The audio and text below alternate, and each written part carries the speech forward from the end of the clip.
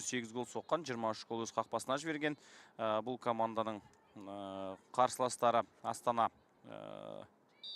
дәл қазір осының алдында Қызылжардан жеңіс 5-0 есебімен ұтылып қалған. Оның алдында Елімайды 1-0 есебімен жеңді.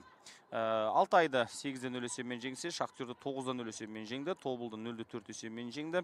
Тобылды 2 матч қатарынан 3-0, 4-0 есебімен жеңсе, Шахтерді 1-10, Алтайды 5-1, Қызылжармен тең-тең, Астананы 5-1 есебімен осының алдында жеңген екен бұл команда. Сонымен қазір көрейік, қалай ойын өрбейді. Астана командасы өз алаңында. Қазір гол соғылды, бірақ ойыншы жарақат алып қалған екен. 21-ші нөмірлі ойыншы Шулақова. 4-1-4-1 деген жүйемен ойнап жатыр қазір Астана. Ал жеңіс болса 4-2-3-1 деген жүйемен ойнайды.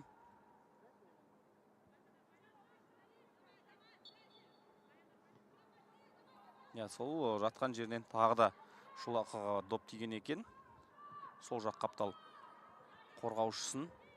Доп тағы да әуеде. Офсайдта қалып қойғанын түсінді қазір. 8-ші нөмірлі Садықова.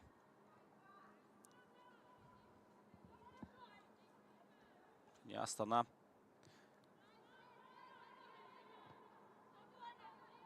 допты ойынға қосып бастады. Астана командасы туралы не айтуға болады? Астана осыған дейінгі ойындарында 13 ойында 6 матчта жеңіске жетсе, 6 мәрте жеңілген және 1 мәрте тең түскен. 21 гол соққан, 33 гол өз қақпасына жіберіп алған, 23 сарғағаз және 4 сарғағаз алған бұл команда ойыншылары. Бұл жақта Адина Бейбіт үздік ойыншылардың қатарында 7 гол соққан, 33 соққыдан допты алаңның жиегіне қарай шығарғанды жөн санаған екен. Алтайды 2-1 есебімен жеңген. Оның алдында Қызылжардан 6-0 есебімен жеңілді. Шахтерден 2-0 есебімен жеңілсе, Ертіспен тең ойнаған. Оқжетпестен 4-1 есебімен жеңілген. Оқжетпесті өз алаңында 2-0 есебімен жеңсе, Ертістен 1-2 есебімен басым түскен. Шахтерді 4-0 есебімен жеңген бұл команда. Бүгінгі матчта енді өзара қай команданың мықты екенін бүгінгі ойыннан көре жатармыз. Қателік, ал осы бір қателіктен кейін қазір топты алаң жиегіне қарай шығарып тастады. Жеңіс 2-ші орында 32 ұпаймен тұр. Ал Астана 6-ші орында 20 ұпаймен тұр. Қызылжар жетіп алуға мүмкіндігі бар. Ал Ақтөбеге жету үшін жеңіс Астана командасы біраз еңбектенуі керек. Өйткені бұл командалар арасында әзірге 10 ұпай айырмашылық бар.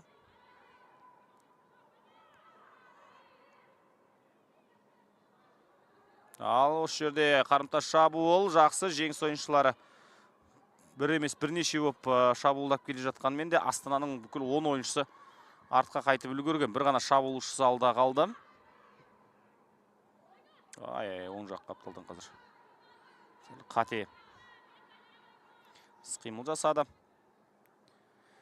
Осы екі команда арасында 3 мәрте ойын өткен. 2025 жылы алғашқы ойында Астана 3-0 есебімен жеңсе, кейін Астана 4-0 есебімен жеңген екен.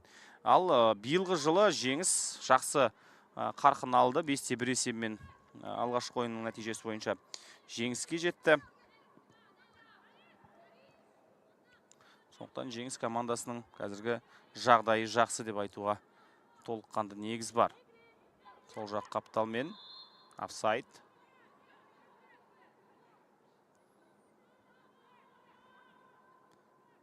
Бином арена 35 градус Астанада жылы, бірақ дегенмен де бұл аренаның іші сәл футбол ойнауға қолайлы.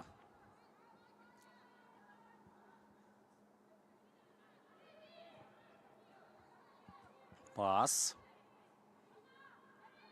Ортаға жақсы. Астана қазір шабуылдауға дайын. Әдемі пас. Қазір көрейік осы жерде қалайғыларын. Қапталдан пас беруге болады. Пас бар. Қақпаға тікелей барған екен. Каролина Гук. Дидар Нәкен бұл. Каролина Гук қақпасына қауіп төніп тұрған жоқ әзірге.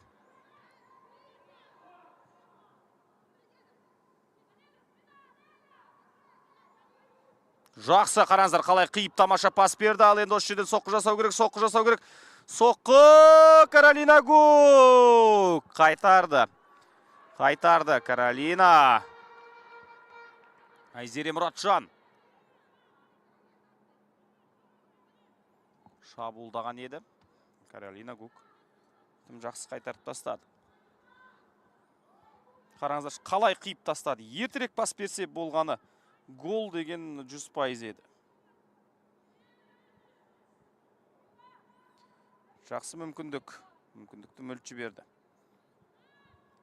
Мына жақта ашық тұрған Садықова бар еді. Садықоваға пас берсе болды. Дайынасқа тік қасық болып, бос қақпаны дәл көздеуге мүмкіндігі көп еді. Лейла Садықова.